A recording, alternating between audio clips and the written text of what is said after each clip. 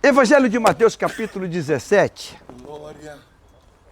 O Senhor nos presenteia, Ele presenteia a mim e a você com algo que eu quero me convidar a refletir nisso aqui.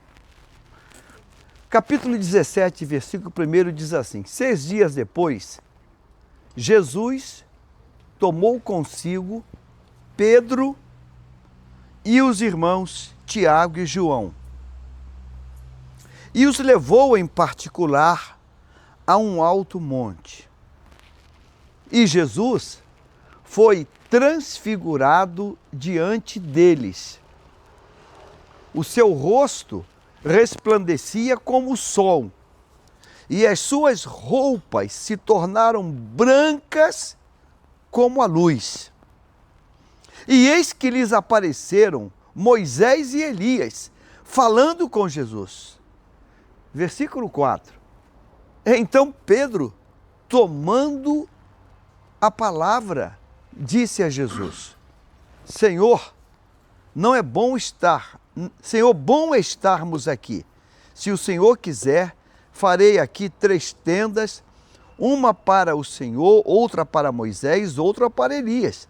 Falava ele ainda, quando uma nuvem luminosa os envolveu, e eis que, vindo da nuvem, uma voz que dizia: Este é o meu filho amado, em quem me agrado.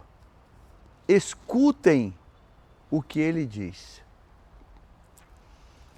Essa passagem, ela é tremenda. Você conhece, você já ouviu, já leu.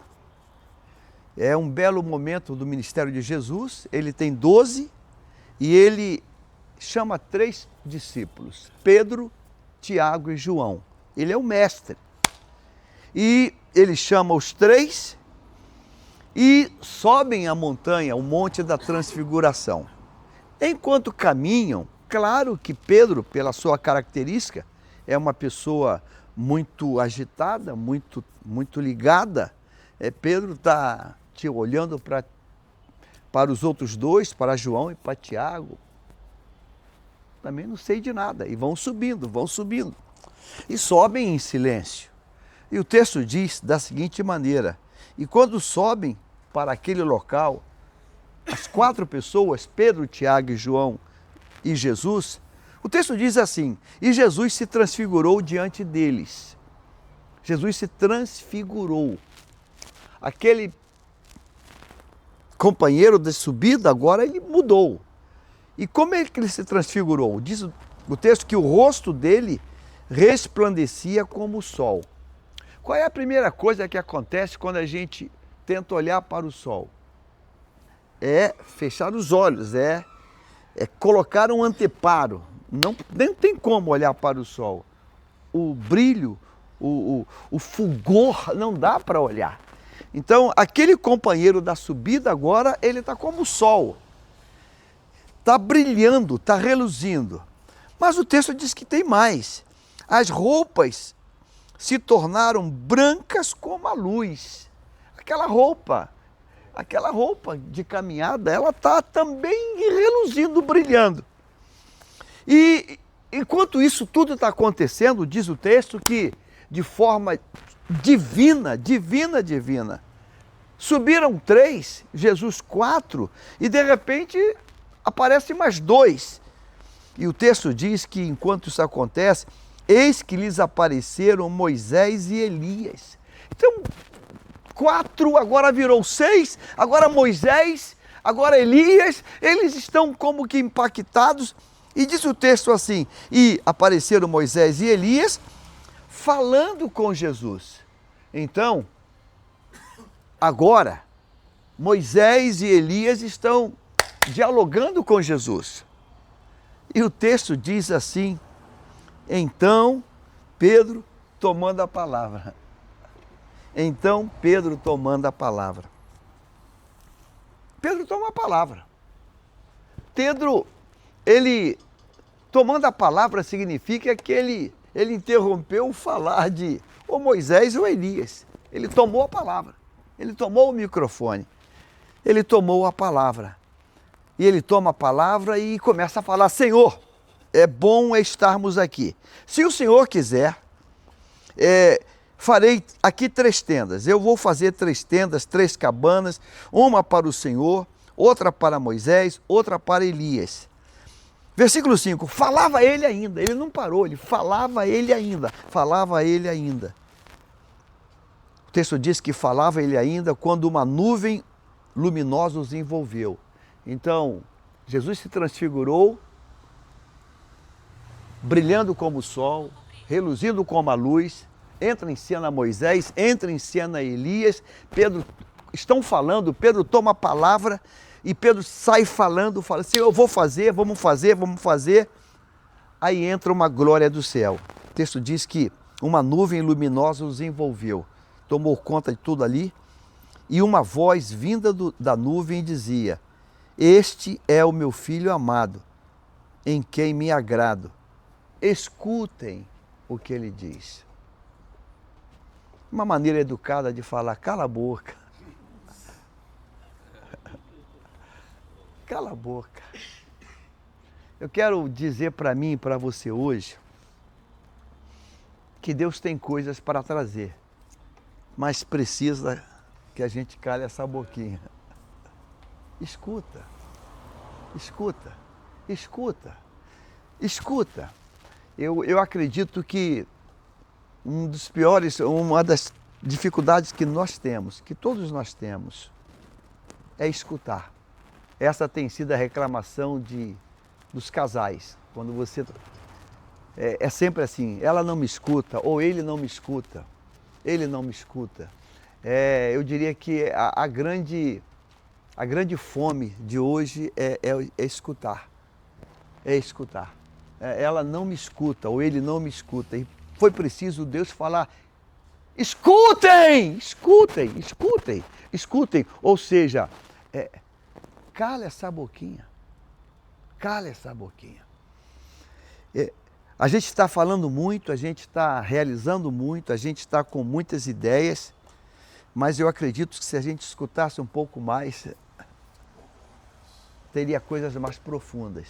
Então, quando Pedro e João e Tiago são convidados a subir, era para ouvir mais, para aprender mais, para olhar mais, para observar mais, né? Observar mais. Mas isso está na nossa natureza. A gente já chega querendo fazer, propor e a gente não sabe de nada. Tudo ali era novo, tudo ali era novidade, tudo ali era novidade para Pedro, para Tiago e para João, tudo ali. Então, se chegou Moisés e Elias e estão falando, poxa, vamos parar e vamos escutar o que está sendo dito. Vamos ouvir o que está sendo falado, vamos tirar proveito do que está sendo colocado. Mas Pedro, ele consegue tomar a palavra deles e agora quem fala é Pedro, agora quem fala é Pedro, agora quem propõe é Pedro. Até que os 3 estão ali olhando para Pedro, o céu entra em cena. Escutem, escutem, escutem. Nós cantamos na harpa cristã o hino Fala Deus, fala, fala, fala, mas a gente canta de boca para fora. A gente canta, mas a gente tem muitos preconceitos, muitos preconceitos. Sabe, eu não sei se eu consigo traduzir para você a dimensão dessa palavra. A gente vai num culto e a gente já pré-condicionou que quando fala, ou o assunto que vai ser falado, ou que vai falar, é o pregador. E Deus está falando na abertura do culto. Deus está falando na leitura oficial. Deus está falando no corinho que é cantado. Deus está falando naquela estrofe do louvor. Aquela parte do louvor tem cura. A leitura oficial tem cura, tem milagre, tem livramento, tem batismo, tem aquela chave de comando. Mas a gente está assim: quem vai pregar? Quem vai pregar? E muitas vezes o recado de Deus ou a flecha de Deus não está na pregação. Não está na pregação. A flecha de Deus está na leitura oficial, está na abertura, está na maneira como começou o culto, está na oração inicial, mas os nossos preconceitos. Então, era uma atmosfera de glória? Era. Era uma atmosfera de Shekinah? Era. Era para Pedro estar falando? Não. Pedro tomou a palavra, Pedro tomou a dianteira. Pedro, João e Tiago estão ali, assim, pô, cara. Você já viu aquela sensação, e tivemos uma experiência há um tempo atrás, com alguém do nosso convívio, que parava e começava a falar, e parecia uma máquina giratória. Caramba. Não, para. Isso não é bom. E a ordem de Deus é: escutem. Ou nós falamos demais, ou nós agimos demais. É a passagem de Marta e Maria. Sabe, irmãos, a gente precisa entender isso. Eu acho que quem estragou isso foi a televisão, foi a tecnologia. Porque hoje não tem tantos filósofos? Porque hoje não tem tantos pensadores? Por quê? Porque esse negócio da tecnologia está acabando conosco. A gente está ligado na tomada o tempo todo. E há séculos atrás, eles eram contemplativos. Pararam, ficavam pensando: Senhor, me faz ouvir a Tua voz, Quem hoje presta atenção na nuvem pequena da mão, do tamanho da mão de um homem? Quem presta atenção nisso? Ninguém, irmãos, ninguém. A gente presta atenção num Boeing, numa montanha, mas uma nuvem pequena, a gente não presta atenção para isso. Mas quando Deus nos dá essa capacidade, ó Deus, tu nos levou para um ambiente de glória. Há dias atrás nós fomos aqui em Nova Iguaçu, num monte de oração, e foi tão interessante que nós não combinamos nada. Éramos em 3 ou 4 e cada um foi para um local. Não combinamos nada.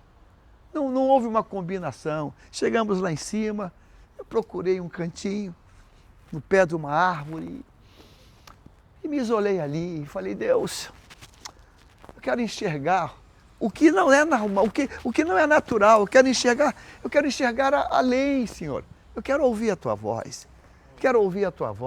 O outro foi para outro canto, E lá em cima, cada um estava assim.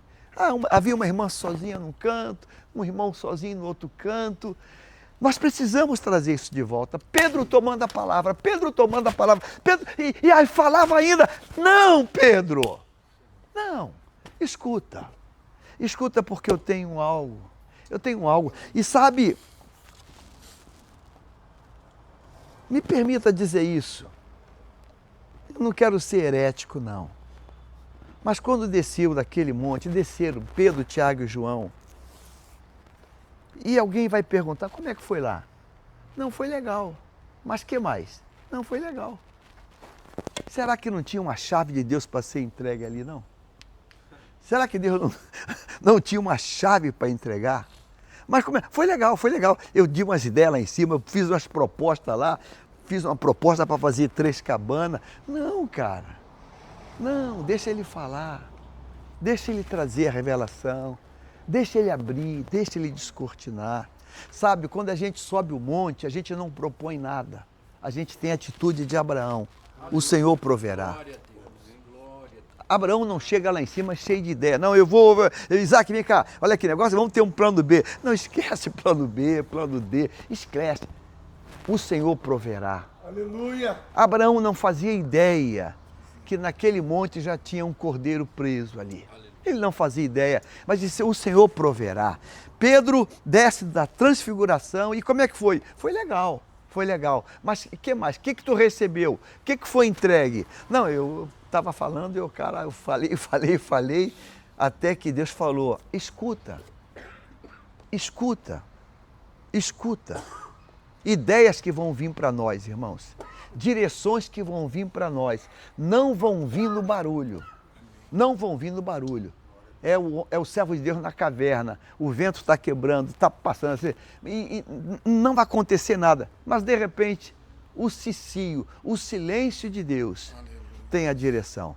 Eu não sei para quem Mas eu quero dizer a mim, a Jaime, fecha essa boquinha, escuta mais, abre os ouvidos, escuta mais, porque é escutando que a gente recebe a direção. É escutando que vem a revelação, é escutando que vem o rema de Deus, é escutando Deus, é escutando. A nuvem veio e disse, escuta. No silêncio das madrugadas, no silêncio, quando a gente está ali naquele isolamento, Deus tem algo para entregar. E eu afirmo hoje que o Senhor tem coisas para entregar. Aleluia. Amém? Coloque-se em pé em nome do Senhor Jesus. Versículo 5, falava ele ainda. Versículo 6, escuta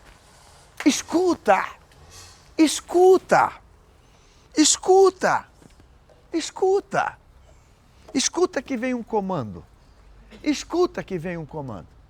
Pedro é abordado pelo fiscal que pergunta, teu líder paga o imposto? E Pedro se apavora, ele paga.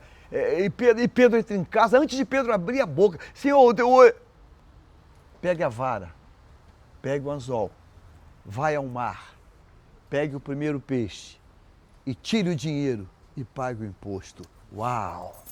Quando eu escuto, eu recebo o comando. Glória. Quando eu escuto, o comando vem. Glória. Eu não sei para quem, mas Deus manda dizer para alguém, escuta. Pegue um esparadrapo e colhe na boquinha. Feche essa boquinha e escuta. Pai. Aleluia.